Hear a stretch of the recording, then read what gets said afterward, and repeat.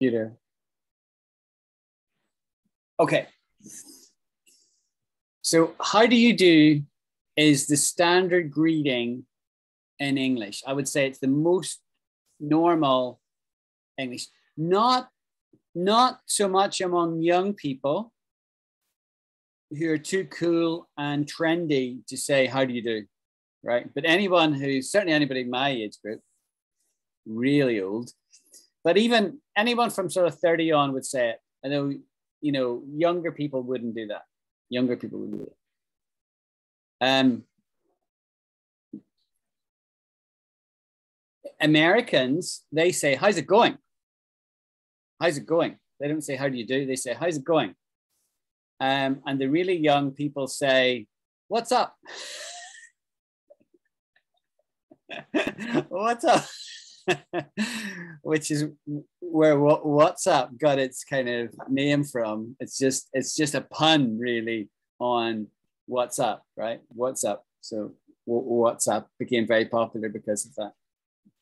Now I'm just going to pause and ask, am I making sense to everybody? I know I'm making sense to Anjali and Mona, who've been on my class for 6 months, but for some of you new folks, am I making sense to you? Yeah, I'm getting a thumbs up from Jemima. Jamina, I'm not sure if I'm pronouncing your name quite right. Okay, at least one person is saying yeah. No more thumbs ups? Hi, Shweta, see you've joined. Okay, so I'm going to carry on. So getting back now to how are you faring, if I said, hey, Shweta, how are you faring? See, that question's a little bit different from how do you do, the standard formula. And so if I say, how are you faring? I'm really showing interest in how you're keeping. You know, are you well? Are you unwell? Have you had COVID or not? Are you busy? You know, and so when we meet people, British people do, Americans do this as well. British people are very guilty of this. We will have what's called small talk. Let me write that down. Small talk.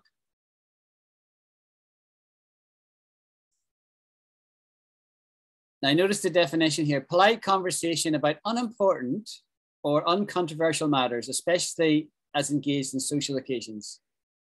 Proprietary required that he face these people and make small talk, right? So let me explain small talk and then give an example, right? So when you meet somebody for the first time in Britain, you know, we don't get down to serious matters at all initially, because we have no relationship or rapport, and rapport is another really, really good word. We've done it in the past, right? It looks like report. It's actually a French word. It's been stolen by the English, and so we borrowed it. It's called a loan word, and we call it rapport. So I have good rapport with Anjali and Shweta because they've been in my class for 6 months. A pretty good rapport with Fabi because she's been coming for about 6 weeks. But some of you new ladies, I don't know you from Adam. There's a good expression.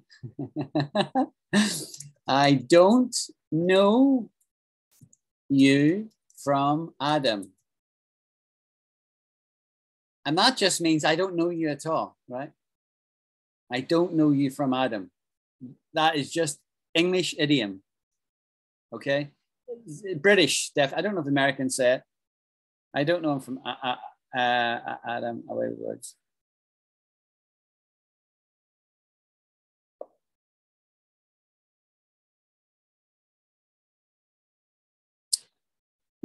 I need to turn off my wee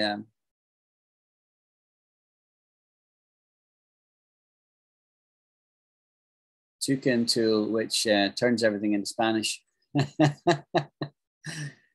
Here we go.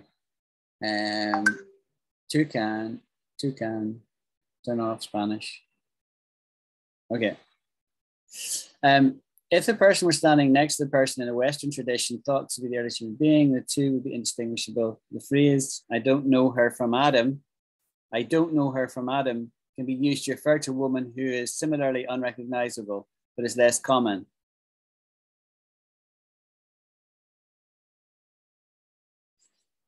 So, okay. So that's what I don't know him from Adam is, or I don't know her from Adam, right? I don't know someone from Adam. Does it mean that I don't know that person really well? It means you don't know them at all. Oh, okay. Sudansu, I know pretty well because he's been coming for about 4 weeks. Hi, Sudansu. Hello, sir. How are you? Good. Well, thanks. But when Sudansu first joined the class about 4 weeks ago, I could say, I don't know him from Adam. Right? I don't know him from Adam, which means I've never met him before. Oh, do you know so-and-so? Do you know, this person? No, I don't know them from Adam. This is just idiom. You need to learn, know the expression. It means I don't know that person at all. Make sense? Is the name Adam like somewhere related to Bible? Yeah. The first man that ever lived was called Adam, right? Oh, okay. His wife was Eve. You know this. You must know this, surely. And so you're saying you don't know him from Adam. You don't. Nobody knows Adam, right? But because he lived so long ago, because he was the first man. Yes, that's where it comes from. Yeah.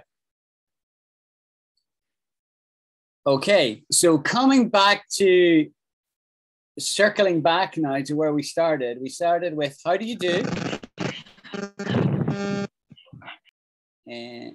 Thanks, Retta. How do you do? And then we said, how are you faring?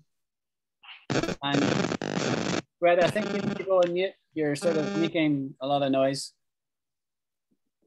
Shweta. Yes, sir. There's a bit of buzzing coming from your phone. I wonder, do you want to just go on mute for me and just come off mute when you want to ask a question? Okay, sir. Thank you. So we're just getting to know somebody. You just meet them. If you just met a person, at least until the pandemic came, when we did stop touching each other, but until the pandemic, we would meet by shaking hands, yeah? We would greet. In Britain, we don't do this 3-4 kisses thing. Like the Spaniards do, right? we don't really do that. Not normally, although we would if it was like a party, something like that. If it was a party, we might do this whole kiss cheeking thing, kiss cheeks. But in normal life, you don't do that. Unless it's somebody you know really, really well and you're really friendly with them and you haven't seen them for a bit and you meet each other in the street, you'll give each other a hug. You give them a hug, right? So I also talked about this word rapport. When you talk, rapport is when you move from not knowing anybody at all. I don't know you. I don't know anything about you. I don't know how you think or how you tick or your family or anything about you. As I get to know you, I am building a rapport. And rapport is a two-way thing in that you're getting to know me and I'm getting to know you. And we won't necessarily become friends, but we might become friends in that we like to hang out together. We like to spend time together. We like to talk, share jokes, and so on. Yeah. So friendships form. Okay. So I'm going to move on to another subject now. But before I do, has anybody got any questions on anything that I've said in the first 15 minutes of class? So actually, we have started from small talk, and there was one more expression that we have discussed. It was, I think, breaking the ice. Yes. So all of them are similar, I think, building rapport or breaking the ice and having small talk. Is it? Correct. So let me just explain the nuances of difference between these things, right? So breaking the ice is when you don't know what to say at all, right? Rapport is like when you're having an ongoing conversation and you're building a kind of relationship, right? But breaking the ice is the first thing you say to somebody you don't know, right? Let's say it's two people and you're waiting in a dentist's practice to get, you know, and there's a bit of a stony, we call it a stony silence. And you wonder, should I speak to that other person or not?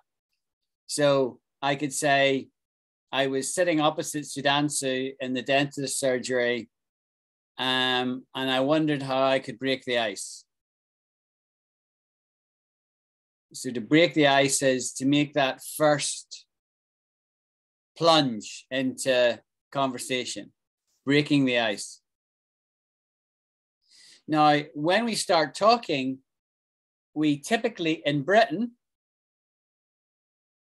start with small talk, right?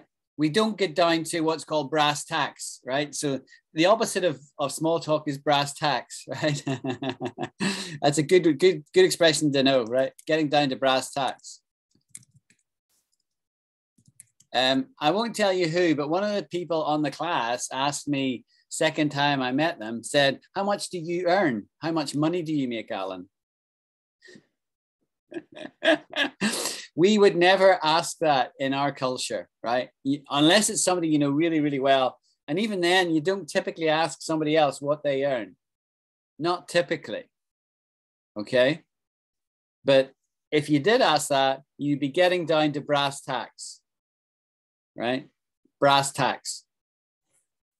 Let's see what this expression says. The phrase get down to brass tacks, tacks, T-A-C-K-S, notice that, not T-A-X, nothing to do with tax, right?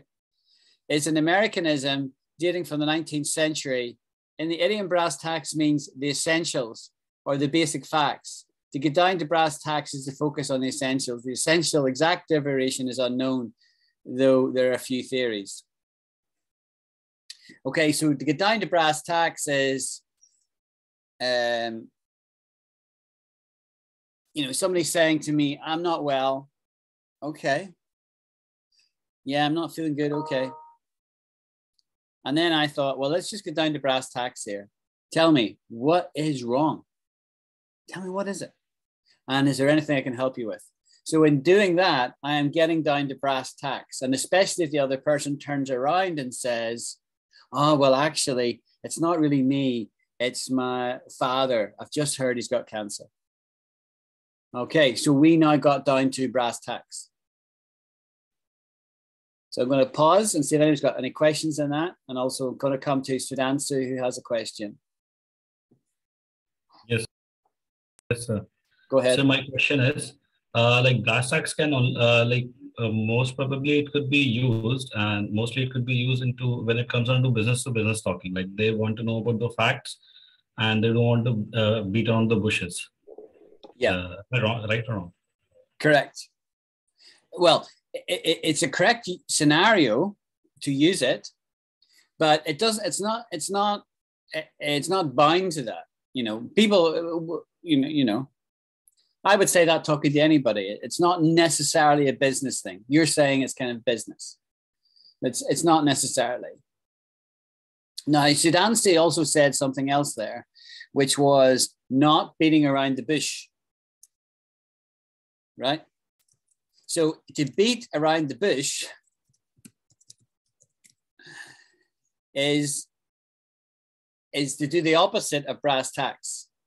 Beating around the bush, it's not the same as small talk because it's polite for us to make small talk, right? So in Britain, we talk about the weather because it changes all the time, right? And it's just very polite. Oh, it's really cold today, isn't it? Yeah, it's absolutely freezing, right? Everyone says this, right? I'll come to you in a minute, Anjali. Right. So small talk is polite.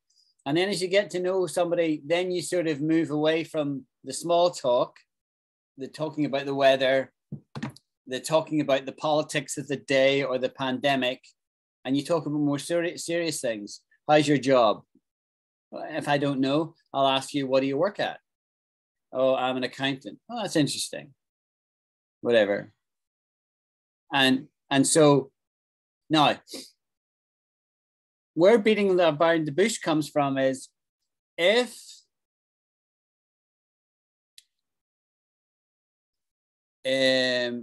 I want to ask Anjali out, right, I'm going to ask her out to go for dinner, but I'm a little bit shy. I could beat around the bush. You see, I could be talking to her and not really posing the question. And she could say, would you stop beating around the bush? What is it you want?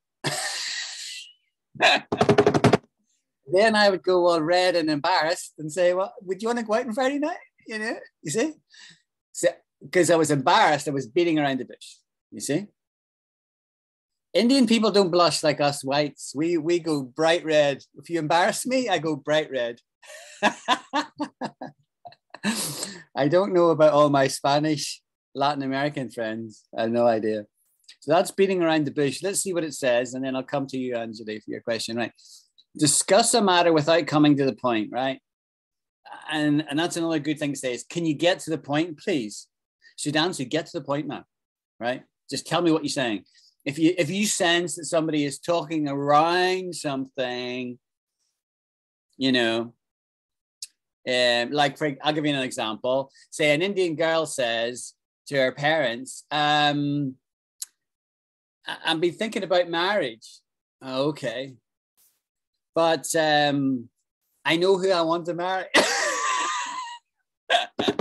And you didn't get to choose him, you see? No. If you took a while to get around that discussion, you'd be beating about the bush. Because in India, the parents like to be the ones who are making the decisions. It's my prerogative to make fun of Anjali and Shweta and Sudansi. But they know what? The bit about the boat in Spanish is andar con rodeos. Oh, cool. Very cool. I didn't know there was a Spanish equivalent. Very good. You need to write me that and send me that in WhatsApp. Will you do that? Yes. Yeah, that'd be cool. And then I'll look it up. Thank you. Thank you for that. That's very helpful. Okay, Anjali, you got a question. Yeah, it's not actually a question. Regarding the brass tacks, I think right now we are having brass tacks, I guess, because we are talking the facts. We are talking the essentials, right? Yeah. Yeah, and also regarding beating around the bush. Yeah, we discussed the phrase "shooting the breeze." Yeah. So both are same. Opposite of shooting the breeze is basic. Sorry, what is that? Brass tacks. Great question. Top marks for that. It's quite a while since we've talked about that. Shooting the breeze is having informal chat. That's all it is. Shooting the breeze. So Sudansi and I were standing at the street corner and we were just shooting the breeze, right? We were making small talk. It's like making small talk, similar to making small talk. We're just chatting, just chatting. We're not really talking about anything important. Shooting the breeze.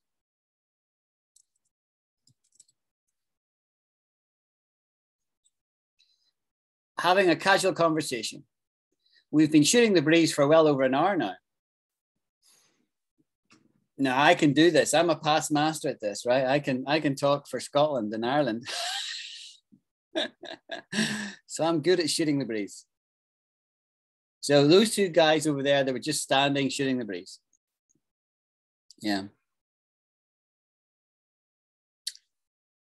Good reminder. Okay.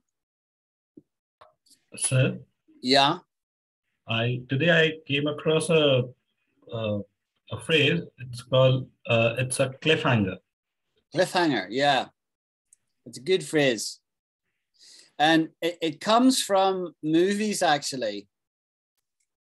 Like something in the middle, leaving something in the middle, or hanging something in the middle, hanging. So a cliffhanger, I'll click on it in a minute, but I'll tell you my definition of it, right? A cliffhanger is when a story ends, or a chapter ends, or like on TV, if an episode ends and it looks like something dramatic is about to happen and it just stops and you don't know what happened. So did he kill him? You know, he had drawn his gun and he was going to shoot him, but then the episode ends. It ends in a cliffhanger, and you really want to know what's just about to happen, but you can't because the episode ended or the chapter ended. So if it's a book, people describe books like that as page turners. You see, because you get to the end of chapter 4 and it just ends on a cliffhanger, and it makes you want to turn the page and go to the next. Just one more chapter. I have to read what happens next. So there's a certain class of novel that's designed like that, like a Dan Brown book. If you read any of them, are like that. They're absolutely page turners, right? You know, but it's all made up, obviously, because it's not really like real life. That's what a cliffhanger is. Let's see what the dictionary says. A dramatic and exciting ending of an episode of a serial, leaving the audience in suspense and anxious not to miss the next episode.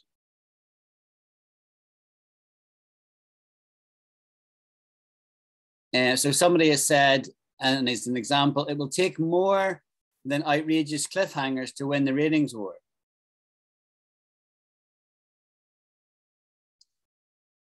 If it's got a strong element, a story or event with strong element of suspense. We're gonna leave them with a cliffhanger so they come back next week. Okay, that's a good question. Right, I'm going back to my Hello Talk chat, and I'll see what I posed to you guys. Yeah, the next one was, I'm all ears. I'm all ears. So what this means is I'm listening, basically. So I use it in the context of, what is a good time to have the class on the weekend? Because if I have it at 6 p.m. UK, that's 11:30 Indian time. That's very, very late at night. And one of my long-term class friends who's from Colombia said, could you make it an hour later? Now, yes, I could do 7 p.m. in the evening easy enough. But then I said, that's going to be midnight for all my Indian friends. And I really can't ask them to come at that late. So she said, yeah, okay, fine, no problem. But I sometimes wrestle to try and find a time that works for everybody. Because you folks in Colombia, say, or Puerto Rico, it's what, 10 a.m., 10:30 in the morning right now. So it's sometimes hard to find a time that works for you when people are not working, not too late, not too early.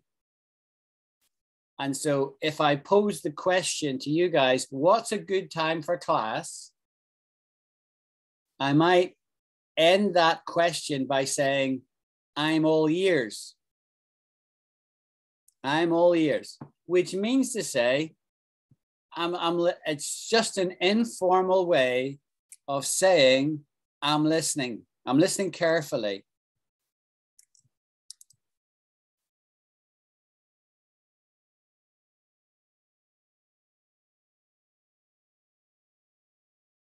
You want to show somebody that you're listening and ready for them to tell you something.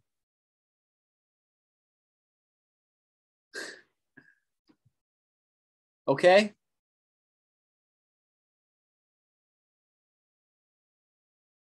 Is everybody comfortable? Give me a couple of thumbs up. Okay, I got a couple of thumbs up. All right, cool. So that's it. I'm all ears. I'm really listening. Right, next one I asked was, what does it mean when somebody gives up the ghost? What does it mean to give up the ghost?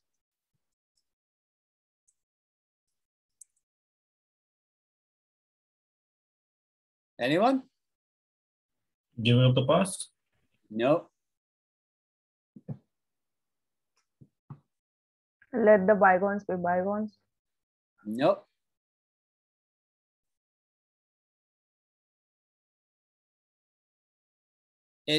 The core meaning is, the essence of the meaning is, you died, right? You died. But we don't typically use it about people, right? We use it about things. So my old car, it gave up the ghost.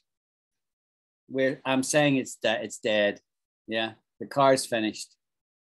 Or my old TV set, I had it for 20 years, but you know, it gave up the ghost last week. I have to buy a new one. It gave up the ghost. And where ghost comes from is, ghost is another word in English for spirit, right? So you've got your body, soul, and spirit. And when your spirit goes when you're dead, right? That's ultimately where it's coming from. So it's kind of like biblical type thing. And there's actually an expression in the Bible where it speaks about Christ gave up the ghost, right? It means he died, right? He died. But we say it in modern times, we say it often to do with things that are broken down. So my phone, I dropped my phone and it's given up the ghost.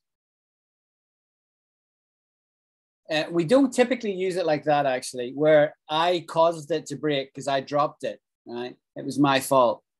It's more when something gets old and it just stops working. So, you know, my wife's iron, she's had it since we were married 30 years ago, and it gave up the ghost and we had to buy a new one.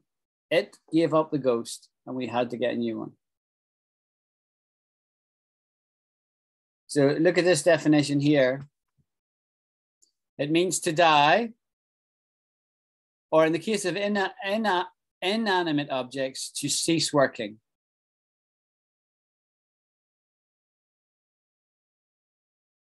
Yeah? Everybody good with that?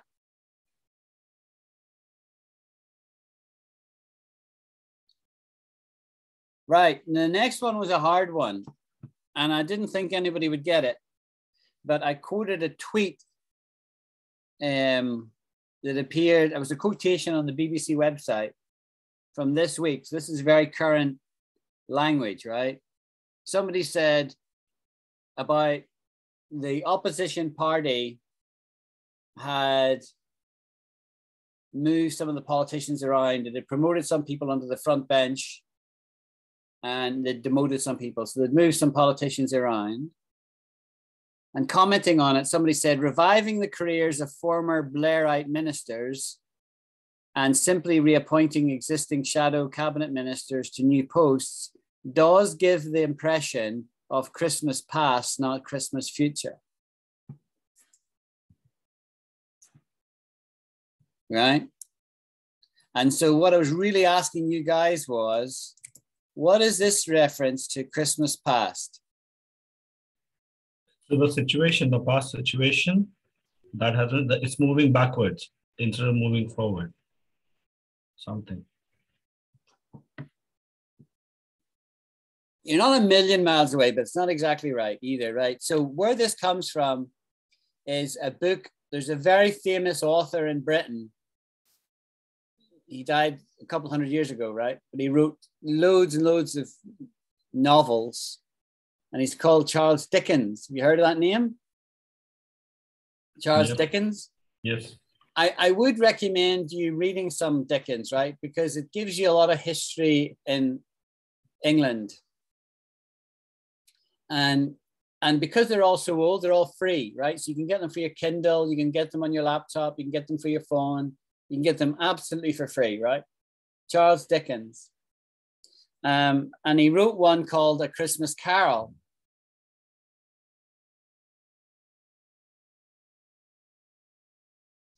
And it's a story of this character called Ebenezer Scrooge.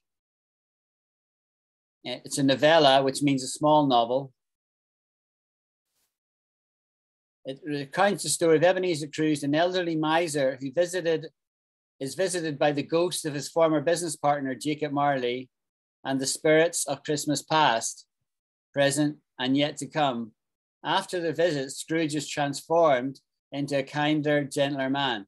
Okay, so interesting, funny kind of story. And so when that article referred to Christmas past and Christmas future, it's a reference to the past and the future and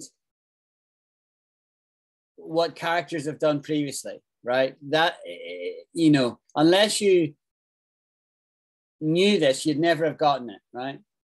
Because it's nothing to do with Christmas as such.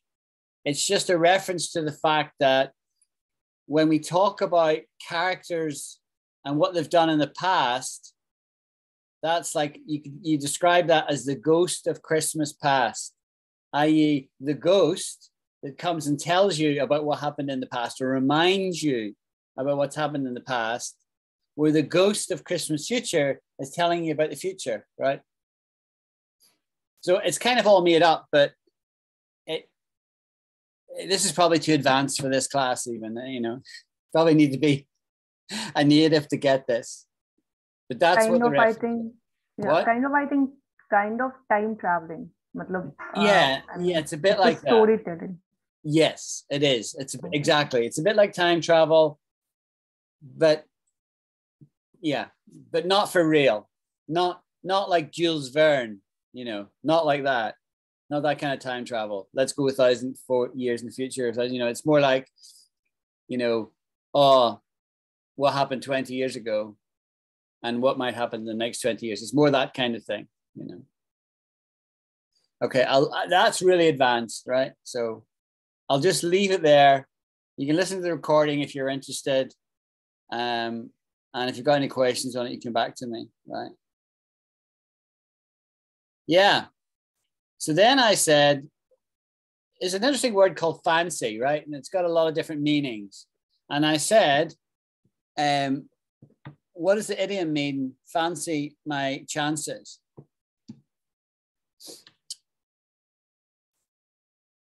Fancy my chances. Anyone?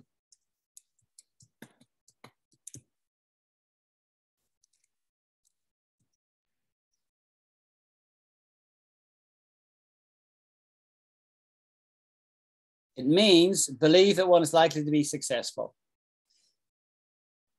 So, Alan, I've heard that you're starting a new business. Yeah. Do you fancy your chances? Do you really fancy your chances? Is a question somebody could ask me. And what they're asking me is, am I going to be successful? Right? And I could say, yeah, sure, because I'm an optimist. Or, oh, I don't know, because I'm a bit depressive, negative. You know? So to fancy one's chances is it's about belief in being successful, right? And it can be used in relationships as well, right? So, you know, somebody could say, I fancy my chances with her, means he thinks that she will go out with him if he asks her, kind of thing. So we use it like that as well. But generally, fancy one's chances is just a question about success. Belief that I'll be successful. I don't know I'm going to be successful, but I think I will. I fancy my chances. Do you do the lottery? I do the lottery. But do you really fancy your chances? Aye.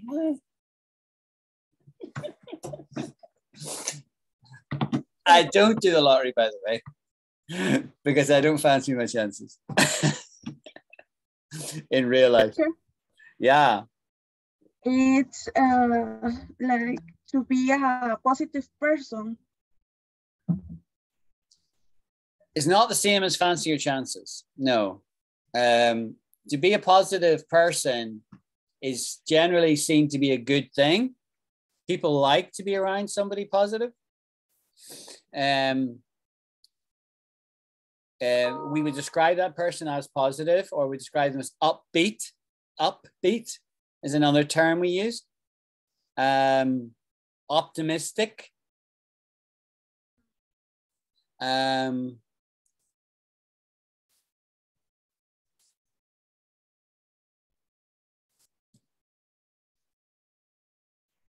Let's look for other optimistic words. Cheerful, cheery, positive, confident, hopeful, sanguine, bullish, buoyant, bright. So all of those words are in the same milieu, right? Milieu is a French word, which means in the same sort of ballpark, right? The same milieu, all of those words. So optimistic means looking on the bright side. Yeah. And positive, confident, hopeful. They've all got slightly, the reason we've got all these different words is they all mean something slightly different, right? I'm not going to go through them all.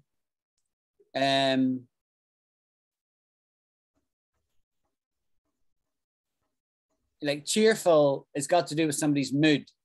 Cheerful and cheery, you know, is somebody's mood. You meet them and they're very happy to see you. You know, they'll smile, cheerful. Yeah. And then positive is somebody who's not necessarily smiling, but, you know, they're generally upbeat. And what was the word you used again? I've forgotten it already. What was the word you used, Gabriella? Sorry?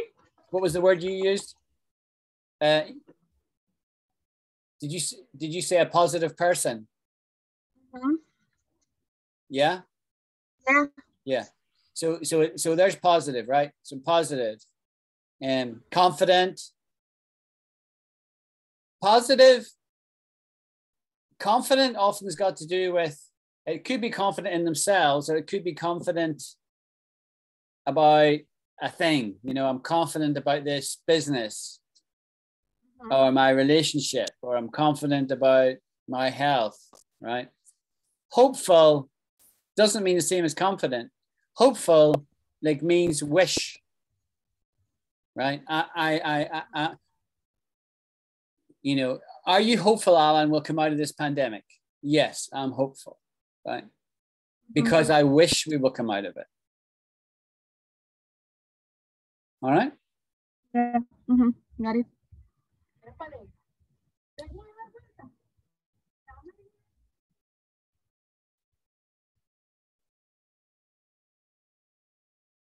Right. So I'll now come to the list of words that I put. We've only got about 10 minutes left, so we won't get all these words done. Like I did say, I don't fancy my chances, but I did say, did they tickle your fancy? That's quite a good one. Let's do that one.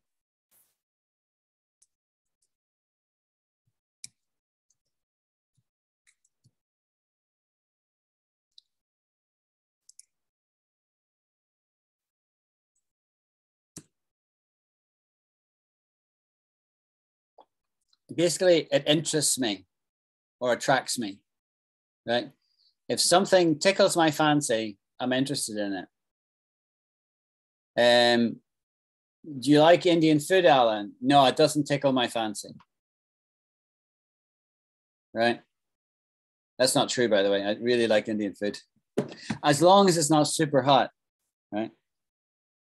I've never had any Puerto Rican food. I don't even know what that would be like.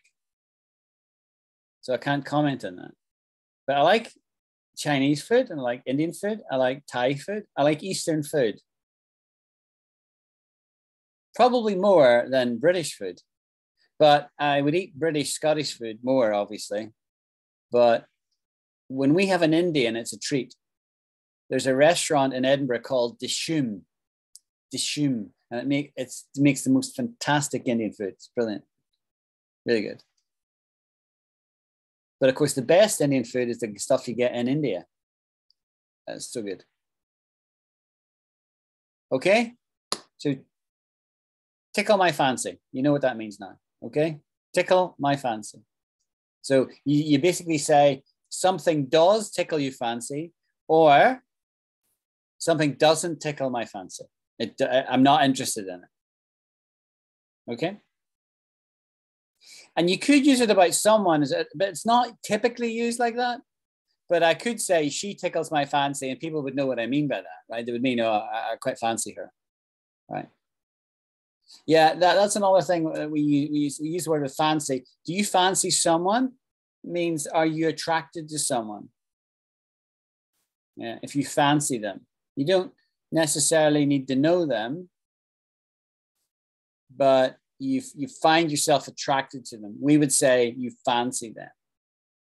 Yeah. Okay. So now let's deal with some of these words here on my list. Vexatious. This would not be really common, but it means it causes annoyance, frustration, or worry. And so an example here is the vexatious questions posed by software copyrights, right? Vexatious. Let's hear it. Vexatious. Can you hear that coming through? Does that come through the sound if I play that? Did that come through? Yeah. Vexatious. Vexatious. Okay. Now here's a really good word. Right? Really good word.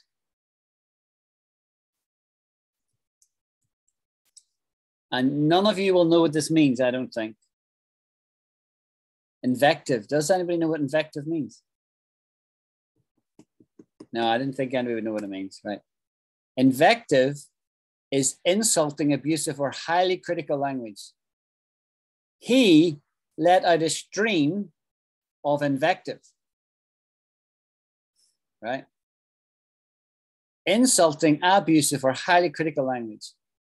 That's what invective is. Invective. So a stream of invective or lots of invective comments. There's like, you know, really, really abusive language, right? Is invective. And that's a noun. Right, here's a word a bit more common. Thrall. Anybody know what that means? Thrall? No. Thrall means the state of being in someone's power or having great power over someone. In town, enthrall to a villain. The town, enthrall to a villain. So in other words, the town is kind of ruled by somebody who's a villain, right? You know, or you could say about a person, you know, I'm in her thrall, which means that she's got power over me, right? Because I just almost worship that person, right? To be enthralled to someone else is can come from tremendous admiration. You really admire someone. I'm totally enthralled. And we also say enthralled, right? Enthralled. So like, so what did you think of that performance tonight? It was enthralling.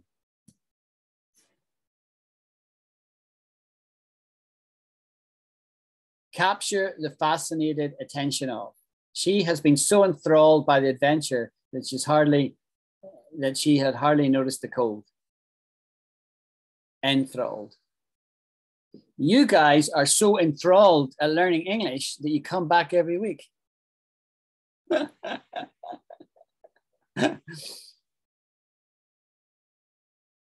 see, because you're fascinated, you're interested, and so you want to learn. So you're enthralled. Yes, Gabby. Oh, teacher, I wrote. I share a emoji. Yeah. You put your hand up there. Did you ask a question deliberately or not? Sorry, I'm confused. No. Okay. Yeah. All right, fine. Okay, so we've got thrall and enthralled. Okay. Here's a good word. Dinky. Who knows what that means? Dinky. Anyone? No. No? Dinky, you see that it's British, or North American as well. Attractively small and neat. A dinky little restaurant. The Americans have a different slant on it. They say disappointingly small and insignificant. I can't believe this dinky salaries they pay here, right? So in Britain, it's not a pejorative. Now, I've explained in the past what pejorative is. So Anjali and Mona will know what that means, but the others might not. Pejorative means negative, right? It's seen as a negative thing, right? So in Britain, dinky means small, right? A dinky cup, or, a dinky person. You wouldn't ever use it informal. It's always in an informal setting. You would say, oh, it's dinky, right? It's small, but it can still be attractive, right? A dinky little house, a dinky little caravan, a dinky little this, a dinky little that, right? Dinky, right? But we're not saying it's bad. It's not disappointing. We're just commenting it's small, dinky, all right? So in the example, actually, the example is a dinky little restaurant. So why has they used little? I mean, the message is still delivered. If I say a dinky restaurant, it's the same. Yeah, that's a great question. And I never even noticed that myself. But the reason is we repeat ourselves.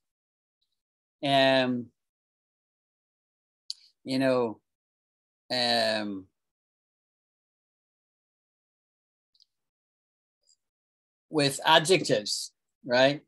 We sometimes double them up, but we don't say the same word again. We could say a little restaurant, right? That would make sense. People would understand you say that, a little restaurant, but it sounds much better to say a dinky little restaurant, right? So, but I could say, well, if I said a little restaurant, I'm just commenting on the size, nothing to do with the attractiveness of it. But if I say it's a dinky little, I'm kind of saying it's small and attractive at the same time. It just changes the tone a little bit. I think the idea of dinky is it's attractively small. I think that's really where it gets to. Maybe the sentence might be asking, the restaurant might be asking with the superlative version of small. So we can actually go with, we can't like smallest attractive smallest restaurant or smallest attractive restaurant. So instead of that, we have gone with dinky little restaurant. Yeah. You see, diminutive, it would be a formal word for describing small, right? Diminutive. Extremely or unusually small. A diminutive figure dressed in black, right? What we'll do is we'll look up small thesaurus.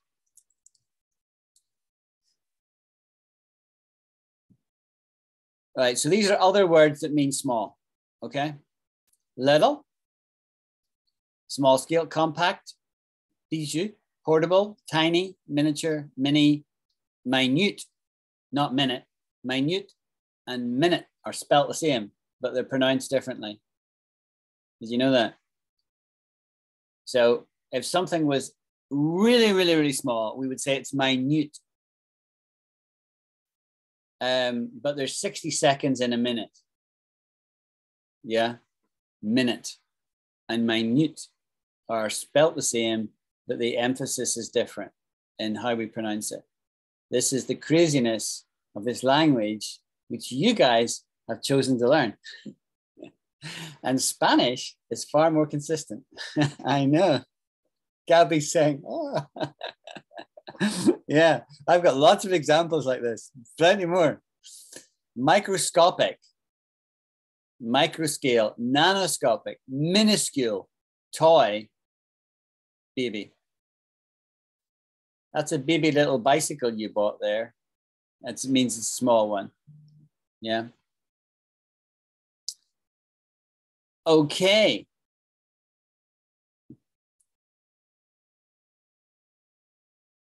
I'm going to move on now, okay? So that was dinky. Now,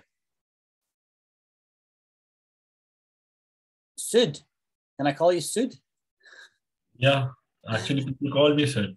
All right. So Sud said the word a moment ago, superlative, didn't he? Yep. Superlative. Now, the next word I'm going to teach you, or it's an expression really, is a superlative. And it's this, top notch. Top notch, right? And top notch is of highest quality, excellent, a top notch hotel.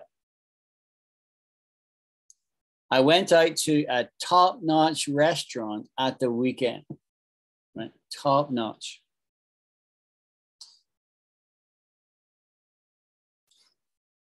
So similar, first grade, first class, top grade, top level, excellent, superb, brilliant.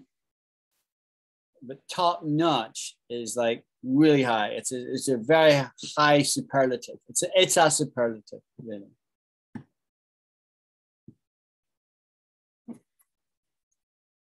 Top notch.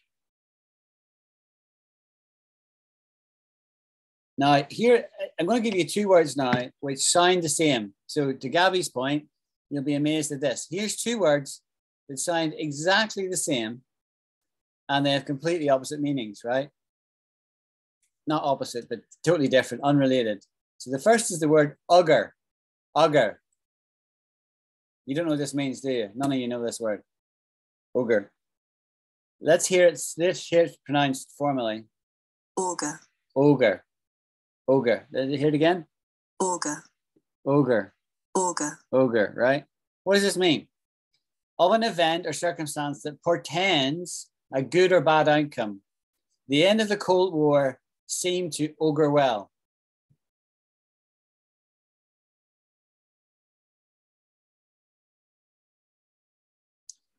So on Sunday, when I opened the class up, nobody joined. And I was sad. And it didn't augur well for the future of this class. See how I'm using that? So the idea of augur is, and this is fairly common, right? Augur is, it's a pointer to the future. And the future can be good or bad, right? I've come out in a terrible rash and it doesn't augur well for my health. Or I've got a cough, it doesn't augur well for me. I'm meant to be traveling next week and I've got this bad cough. It doesn't augur well for me. Right, so that's negative, but it can also be positive, right? So, yeah, I've just got promoted. It really augurs well for the future in this organization. I've just been promoted. That augurs well. In other words, it's a pointer to the future to be good. Okay, is everybody comfortable with that? Teacher, I don't understand that word. Okay. So, I'll show you how we use it, right? And then I'll explain the meanings of them, and hopefully that'll make sense. Sentences with augur.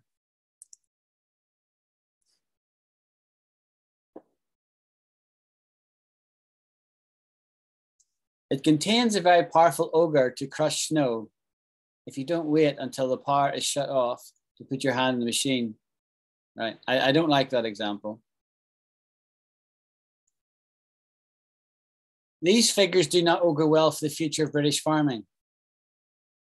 So what this sentence means is these figures that have just been announced about farming in Britain, they don't augur well for the future. In other words, they don't point to a successful future.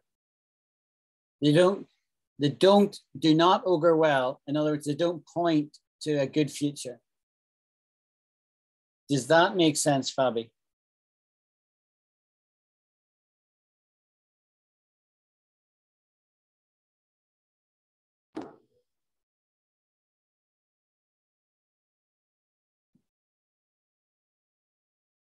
What is the spelling of it? It's A-U-G-E-R or Yeah. U-R in the end? Yeah, that's a good question. So have I spelled it wrong?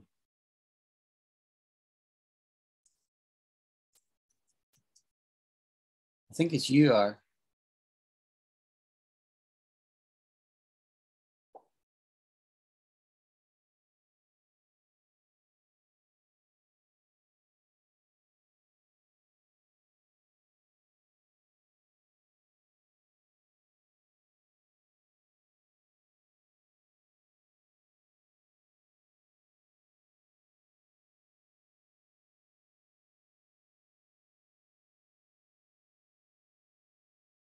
So let's go to dictionary.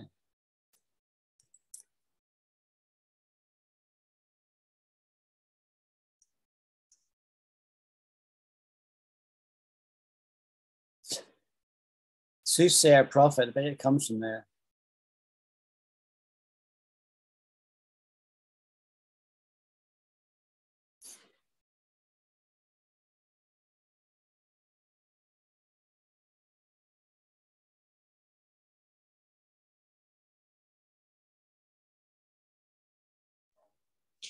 Yeah, so here it's like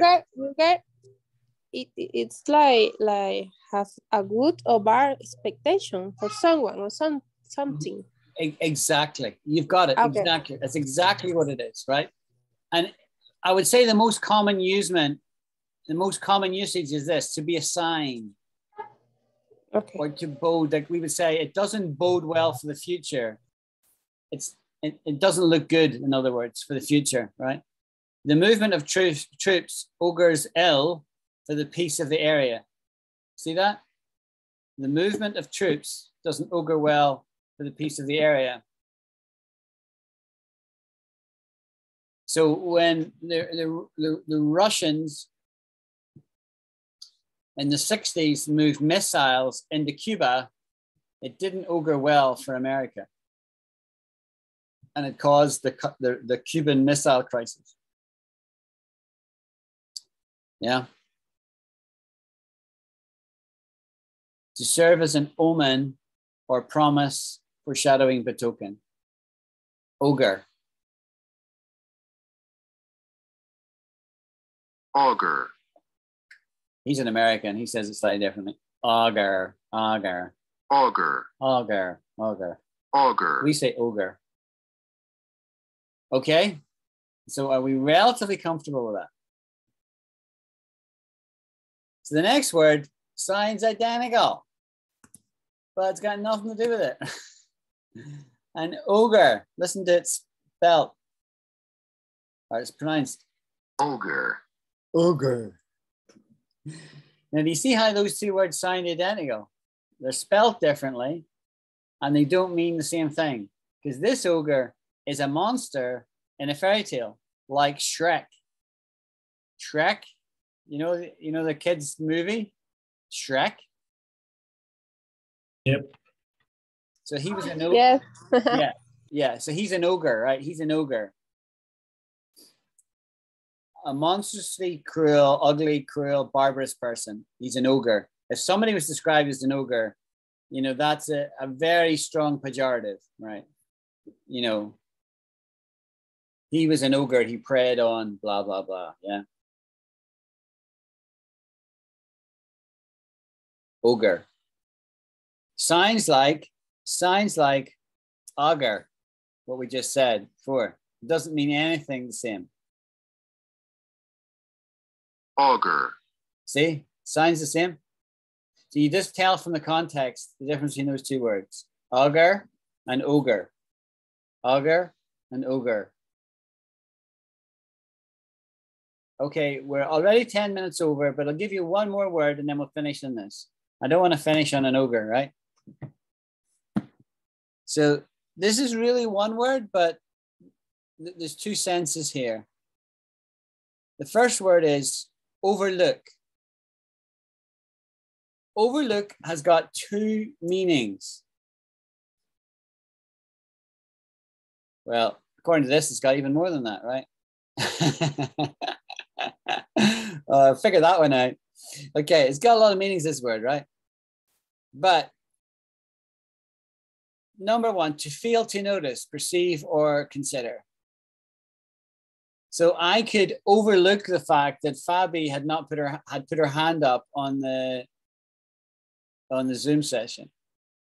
I could overlook that. Okay, and in the sense that I failed to notice it. Right? I failed to notice. I didn't mean to move it there.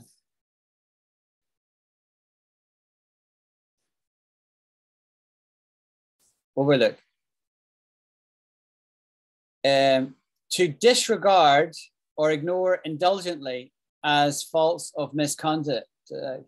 Only a parent could overlook that kind of behavior. So what that's saying is, this little boy was behaving like a brat, right? Total brat, and he needed a slap. But his mother just kept smiling at him, right? So she was overlooking his bad behavior in the sense that she was ignoring it, overlooking it, right? Overlooking it.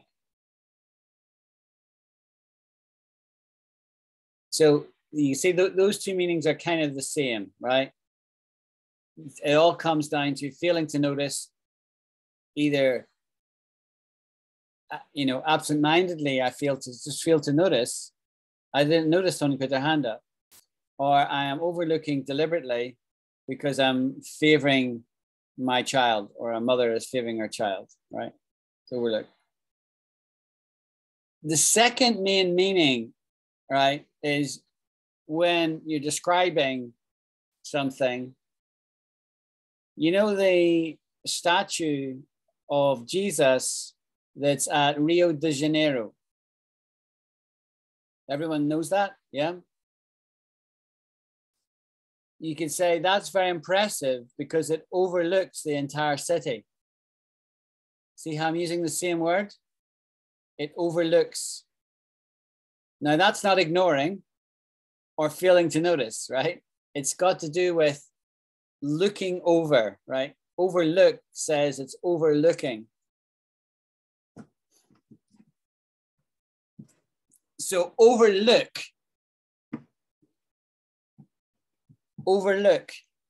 has got two meanings, and I want you to know both the meanings, right? One is fail to notice, and the other is a physical thing, right? So that's got to do with behavior, and this meaning here, to look over, has got to do with,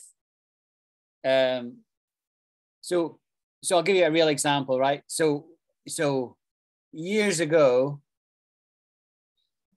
I went to the Grand Canyon. And when I got to the rim, it was the south rim, what's described as the south rim, I got to look over the Colorado River. It was really impressive. And the Grand Canyon was 5 miles wide at that point and 1 mile deep. Essentially, it was the biggest hole I'd ever seen, right? It's very impressive. Now, that is a true statement. I have done that. I did that in 1994, believe it or not, right? And I walked down to the bottom and then walked back up again. 9 hours took me. I nearly died. So when I was on the rim, I was able to overlook the Grand Canyon. But I also overlooked the fact that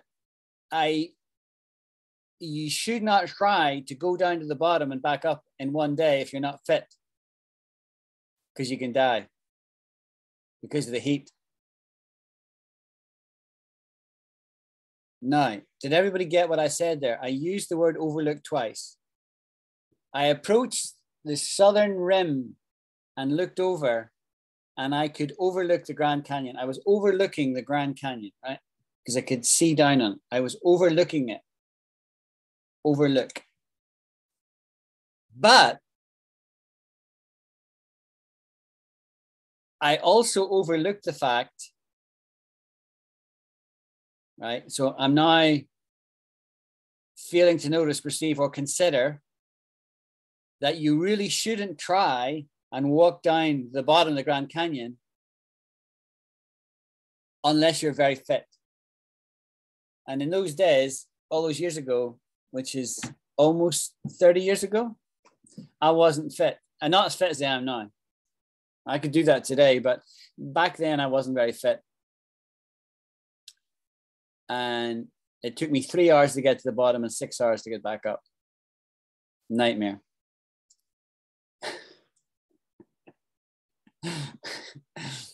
I could have died.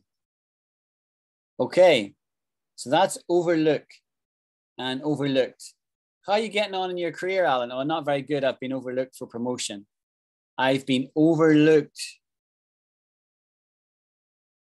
They didn't care about me. They passed over me.